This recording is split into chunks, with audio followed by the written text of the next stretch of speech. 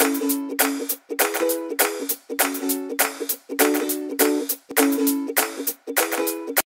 guys, in last week's speech, I briefly introduced you guys to the potential problem of job losses due to automation and artificial intelligence.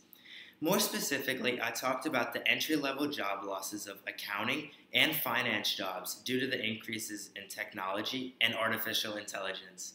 Now that I have sort of given you guys an overview of what I talked about last week, I'd like you guys to all take a minute and think about what living in a society full of technology and robots would actually be like.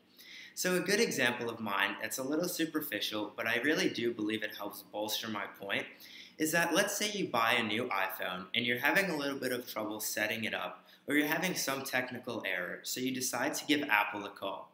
Instead of being greeted by a nice customer service representative on the phone who probably has an iPhone and can help you very easily fix your problem, you're greeted by a robot who has no prior knowledge or experience with iPhones and really can't help you, and the only thing he can really do is respond efficiently to yes or no questions due to the programming of engineering and science majors.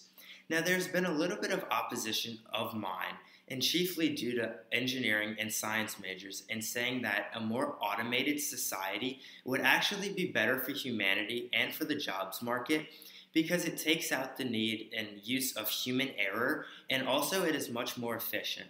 My counter argument to that is actually that robots and artificial intelligence lack the ability to think critically and analytically, or otherwise known as soft skills, quoted by Rachel Wiley of Capterra Finance and Software Group.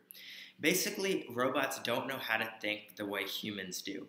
In today's speech, I'd like to provide you guys a solution to this potential problem, and although it is not as straightforward as some solutions tend to be, I do believe that after conducting ample research, this is the best solution.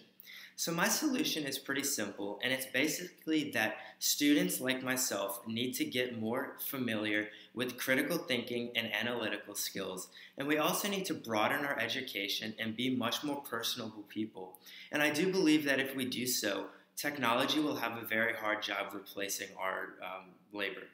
In 2015, Andrew Marder, a graduate of Princeton University, states that, in reality, accountants can give advice in a way that no software will ever be able to, by examining the goals and nuances of business.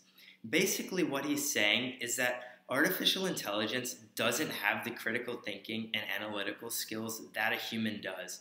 They're not able to look at past records and analyze exactly what a company should do in order to make the most money. Basically, robots can listen and they basically do exactly what they've been programmed to do and don't have the abstract critical thinking or personalization that humans do.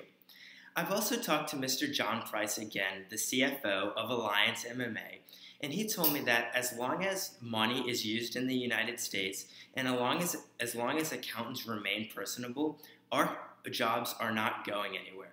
He basically said this because no robot or artificial intelligence can do the job of an accountant, at least to the extent that we are able to.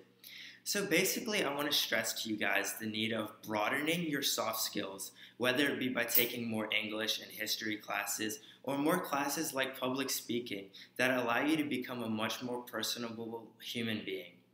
So I'd really like to thank you guys for watching my speech and hope that my solution is effective in not letting our jobs be replaced by artificial intelligence or technology. Thank you.